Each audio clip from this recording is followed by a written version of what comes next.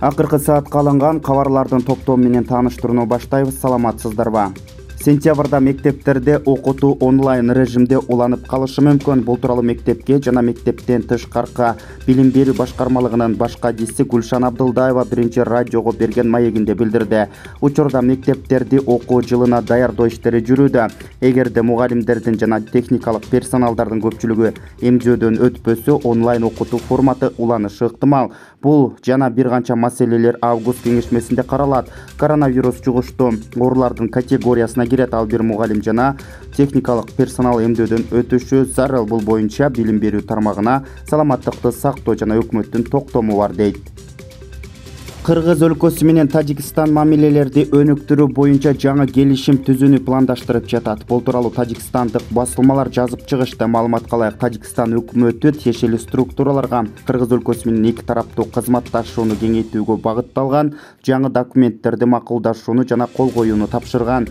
Келишим долбоорунун текстинде бул документ экономикалык жана соода мамилелериндеги техникалык тоскоолдуктарды жоюуга багытталган. Мындан тышкары тараптар макулдашып, пенсиялык камсыздоо жана социалдык камсыздандыруу жаатында кызматташуу жөнүндө макулдашуунун долбооруна кол коюла тургандыгы күтүлөт деп жазылат билдирүүдө.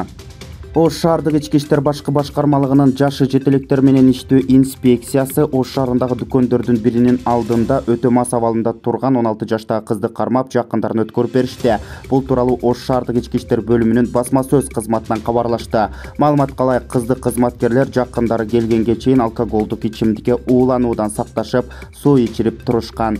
Кыздын айтуусуна караганда, Нукат районунан Ош шаарына убактылуу келип, тааныштары менен ичимдик ичкен соң, алар кызды жалгыз таштап кетишкенин айтат.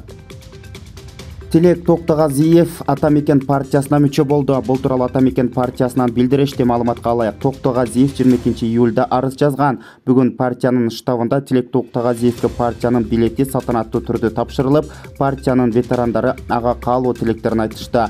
Тилек Токтогазиев Атамекен партиясынын тизмесинин сап башында парламенттик шайлоого катышкан. Ал анда партиянын мүчөсү эмес, беспартийный катары барган. Бүгүн 23-июлда президент Садыр Жапаров Бишкек шаарындагы соода борборлорунун биринде жайгашкан эмдөө бөлүмүнө келип, Синофарм вакцинасы менен эмдөөдөн өттү. Аны менен кошо Жапаровдун уулу Рустам дагы келип эмдөөдөн өттү. Мамлекет башчысы жакын арада Синофарм вакцинасынан 1.250.000 доза кошумча партия сатып алынаарын айтты. Ошондой эле Садыр Жапаров жарандарды жакындарынын жана жалпы коомдун саламаттыгын коргоо үчүн эмдөөдөн өтүүгө дагы бир жолу чакырып өттү. Буга чейин ушул жылдын май айында Садыр Жапаровдун жубайы Айгүл Жапарова Синофарм вакцинасы менен эмдөөдөн өткөн. Президент Садыр Жапаров Ички иштер министрлигине мас айдоочуларды аныктоо боюнча рейдтик чараларды күчөтүүнү тапшырды. Бул тууралуу президенттин администрациясынын маалымат кызматынан кабарлашты. Маалыматка ылайык, бул иш-чара мас абалындагы айдоочулардын күнөөсүнөн боло турган жол кырсыктарын алдын алуу, алкоголдук ичимдик ичип же баңгизат колдонуп, мас абалында жүргөн айдоочулардын транспорт каражаттарын башкаруу фактыларын аныктоо жана бөгөт коюу максатында зарыл. Ички иштер министрлиги жайкы туристтик мезгилде жолдордо адамдардын коопсуздугун камсыз кылуу боюнча чараларды күчөтүшү керектигин айтты. Ооганстандын Кандагар провинциясындагы Болдак районунда жашаган жүздөгөн карапайым тургунду белгисиз адамдар өлтүрүп кетишти. Бул тууралуу Ооганстандын ички иштер министрлиги кабарлаганын аталган өлкөнүн жергиликтүү телеканалдарында айтылды. Ташпор террорчулар Пенджабдагы Пакистан кожоюндарынын буйругу менен Болдактын бир катар аймактарындагы карапайым тургундардын үйлөрүнө кол салуу уюштуруп, үй жайларын тонуп, жүздөгөн бейгүнөө адамдарды өлтүрүп кетишти, деди ички иштер министрлигинин өкүлү Мирвайис Таникзай.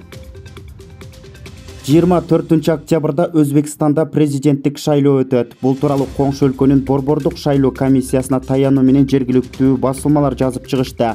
Борбордук шайлоо комиссиясы Озбекстандын президенттин шайлоо күнүн 2021 жылдын 24 октябрына белгиледи деп айтылат. Өзбек борбордук шайлоо комиссиясы тараткан маалыматында. Туркияда дагы нөшөрлөп жааган жаандан улам сел жүрдү. Кечээ өлкөнүн түндүк чыгышындагы Артфин провинциясынын Архави аймагында суу ташкындады. Дарыянын суусу жээктен ашып, райондун борбору жана айыл жолдорун каптады. Ушундай эле көрүнүш Риве провинциясындагы Фандакыле аймагында дагы катталды. Учурда аталган аймактарда куткаруу иштери жүрүп жатат. Туркия бийлигинин маалыматы боюнча 2 адам жаратылды, каза тапкандар жок. Быйыл жарым жылдыкта калктын бийликке болгон ишеним индекси төмөндөдү. Улуттук статистика комитетинин маалыматы боюнча калктын ишеним көрсөтпөгөн органдардын сап башына мамлекеттик архитектура жана курулуш агенттиги, юстиция, саламаттыкты сактоо, унаа жана коммуникациялар, экономика жана каржы, айыл чарба, ошондой эле ички иштер министрликтери чыкты. Ал эми элдин ишенимине ээ болгон органдар мурдагыдай эле өкмөттүн аймактардагы өкүлчүлүктөрү, жергиликтүү башкаруу органдары эсептелет. Акыркы саатка алынган кабарлардын топтому мына ушундай жаңылыктар менен коштолду. Биздин YouTube каналыбызга катталып, коңгурочону басып, жаңылыктарды биринчилерден болуп көрүп туруңуздар. Кийинки саатта угушканча аман болуңуздар.